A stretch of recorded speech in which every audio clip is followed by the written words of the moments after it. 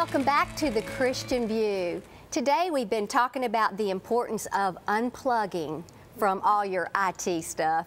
And the reason being, for me personally, I have a life verse, Psalm 46:10, be still and know that I am God.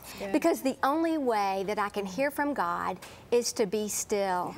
And I think that's so important. How do y'all hear from God? How do you get still? Evidently, a lot of people are not. Yeah. But how do you? For me, I have to walk. I walk and pray. That's my time to hear from God. I like to get out, I walk, I'm praying, I'm listening, trying to hear Him. And then a lot of times in the middle of the night, if He wakes me up. Yeah. You know, my mornings are my time because that's before everything gets started. And I think that's the time that I really feel I'm a little more settled. So I'll get up at 5:30 in the morning. I'm not, my friends know, don't call me after 9 o'clock at night because I'm an early bird. But I like that time. It's quiet. It's dark, and there's just something about being with God at that time of day. At 7:30 p.m. every evening is my prayer time in my closet. And that's when I go into my prayer closet that was converted from a sauna to a prayer closet back in 2008. To this day, it still remains a prayer closet.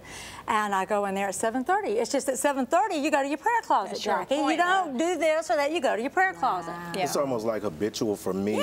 It started just kind of in my life journey.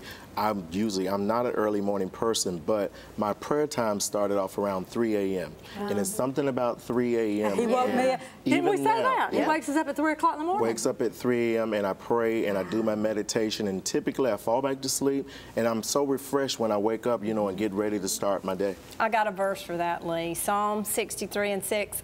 I love this one. On my bed, I remember you and meditate on you in the watches of the night. Do you know the Jews have a term called mitzvah, and it means aligning yourself with God. And I've learned over the years, you know, the Lord's Prayer says, thy kingdom come, thy will be done. And so it's that time that we set aside and say, okay, God, what is your will for me? I'll tell you and you got to be something. Quiet, and you can't have the computer on, and you can't be talking on the phone. It's just you and God saying, what is it? I want to do what you want me to do. But let me tell you something. If you want to go on with the cell phones and you want to go on with the social media and you don't want to take the time to get into a prayer closet and you don't want to take the time to talk to God, He may do what He did to me on December the 18th, 2008, where He will literally put you flat on your back in a hospital bed where you have no gadgets, you have no computers, no way to look but up.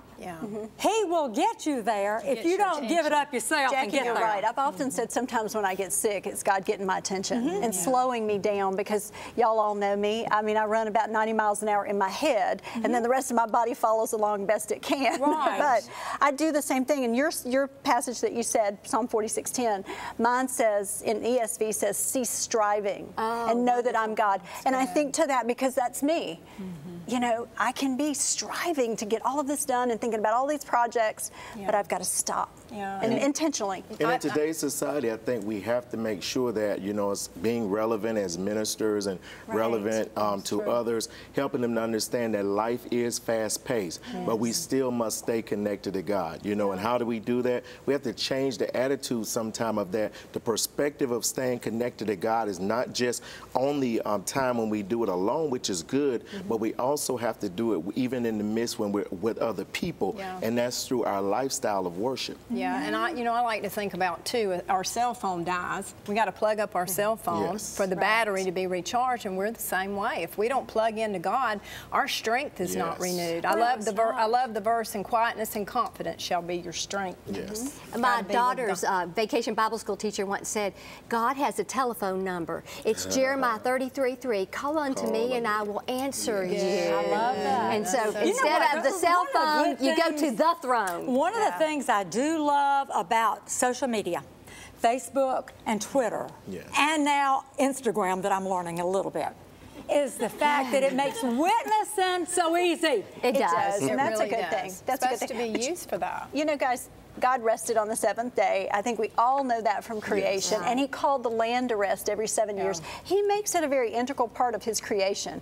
And we've got to take that time Yeah. Well, he himself rested. Exactly. There you go. He got alone. He went alone with the Father daily. You know, you think about, too, God is the only friend we have who is always waiting on That's us right. to fellowship. You can waiting. call up another friend and they're busy, they don't have time for you, but God always has time for But us. what can Isn't we that do awesome? to inspire and encourage others to get into the habit or just the mindset of praying and getting back to God? I think it's Franklin Graham, you know, has announced he's going to do the planning the prayer around the U.S. Do you think that it's too late for America to pray, or, you know, what should we do?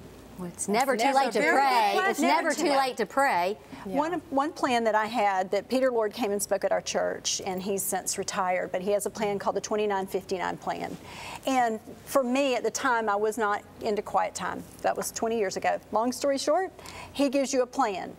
Pray for different people on different days, pray for your nation, and then listen. Stop, be still, and listen. But I think you can get one of those type plans, and that's one way we can do it if you don't have a plan yourself. Yeah, I think people need to, when they begin to get to know God and they begin to spend time in His presence, there's no greater rest than that. You cannot get it from a pill, from a bottle, You're right. Because from He a tells cell us things phone. nobody else can tell us. That's honey. right. It's real rest, and it's spirit, it soul, is. and body It rest. is. Rebecca, a lot of times people say, what do you mean the will of God? How do you know that's God? What do you mean you heard from God? And I don't hear it on a loudspeaker, but just as I spend that time with Him, there's this pressing in my heart or in my spirit that I should do something or I shouldn't do something.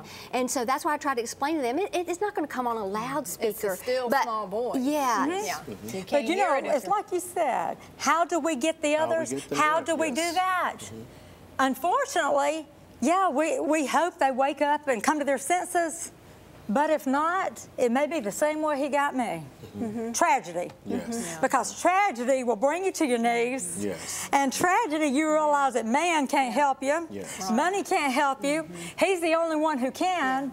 And you don't want to see people have to come that way. But some of us are hard-headed. He'll find a way to get our attention. God doesn't cause the tragedy, but sometimes He allows it. And He uses it big time. He can.